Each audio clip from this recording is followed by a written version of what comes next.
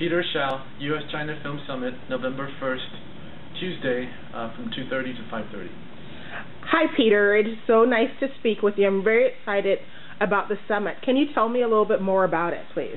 Well, this is a real unique gathering. We're bringing key entertainment or film industry leaders from Hollywood and from China, particularly those who have really focused on collaboration together in one room. And this never happens. So the fact that we have everybody who's making the headlines in one room is a very, very big deal for this sector of the business, which in my view happens to be the hottest sector of the film industry worldwide. So what is your connection with the film industry and China? Well, I run my own company, Orb Media Group, and I chair the entertainment media initiatives for the Asia Society Southern California, and I've been chairing the U.S.-China Film Summit. This is my third time. Congratulations. Thank you. What is the movie that you think is going to be the next big thing coming from China to the U.S.? Well, I think because of the kind of collaboration that's happening, the idea of a Chinese movie or a Hollywood movie is actually going to be blurred. So my guess is that the next big thing will be a joint production, which has never really happened. An example of that is Jaden Smith's film Karate Kid. That was actually a co-production. So what we're going to see more of is Chinese filmmakers, actors, writers, and producers, and Hollywood writers, actors, producers, and studios working on really, really interesting films together that would bring these kind of cultures together. So that is a brand new phenomenon. We've never really seen that happen en masse. And sitting from where I am, it's about to happen in a really, really big way. That sounds really exciting. Can you name some of the actors and actresses that are coming over from China to attend this summit? Well, this is not really an actors forum, but I could tell you that all the people representing the top talent, directors, actors will be there. And what is it that you're hoping to get outside of not only the collaboration, but also more of a creative control working with Hollywood and China to bring in more visibility for international films? Well, I think to put it simply, it's really about thought leadership. Because this has never really happened, you have two great cultures, you have the East and West, really coming in as partners for the first time I think in 200 years, where there's kind of a power parity.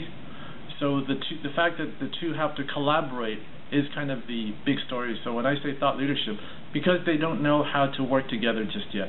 Their practices are different, their language is different, even some of the aesthetic preferences, what's considered a really, really great story here may not be a great story in China and vice versa. So when I say thought leadership is how do we do it?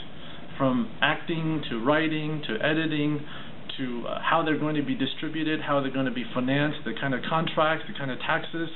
It's really a whole litany of issues, and we're going to provide thought leadership on all of them because it's never really happened. Someone's guess is as good as the next person's, so it's really sharing best practices. So this is the business end of working in Hollywood and China. Yes. And Chinawood, if you will. Pardon? Chinawood? Chinawood, that is a great word. So...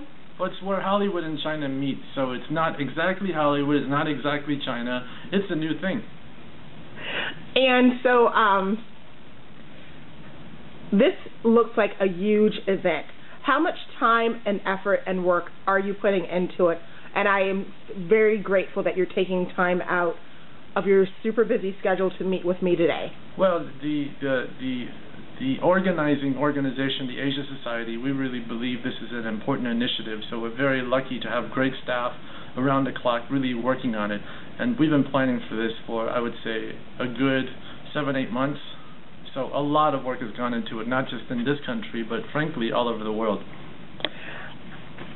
And you were saying that this is the third year of doing it. This is the third year I've been doing it.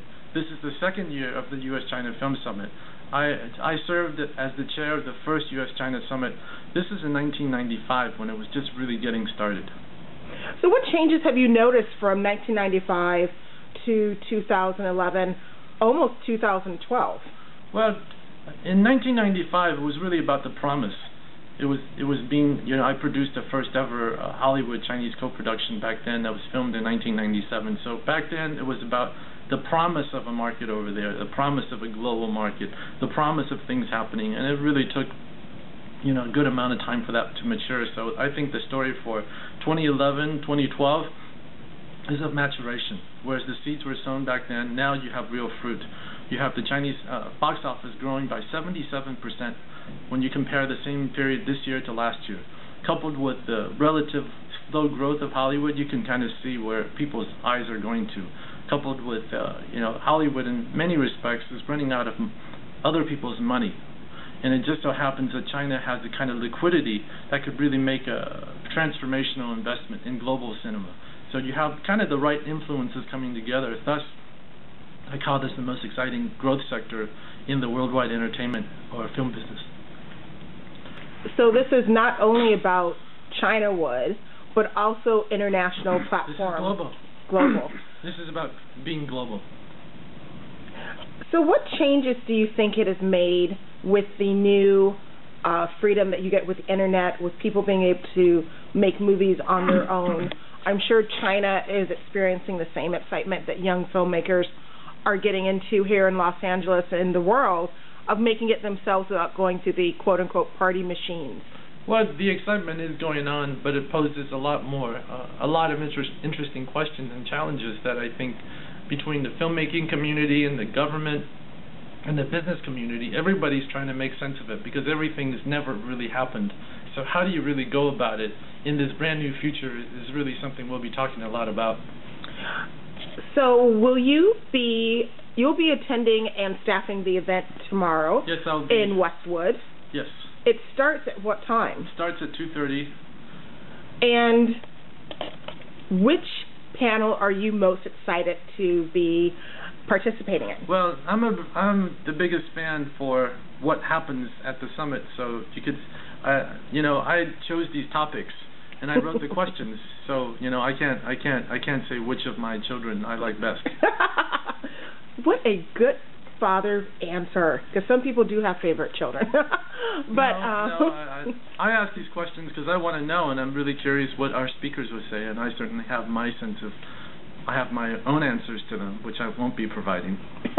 It's all a big secret, and it is very exciting to be attending the Asia Society Southern California Summit in Westwood on Tuesday, November 1st, 2011, to talk about Asia, America, Europe, and the whole conglomeration that is going to be the entertainment industry. That's right, where Hollywood and China meet in the film business.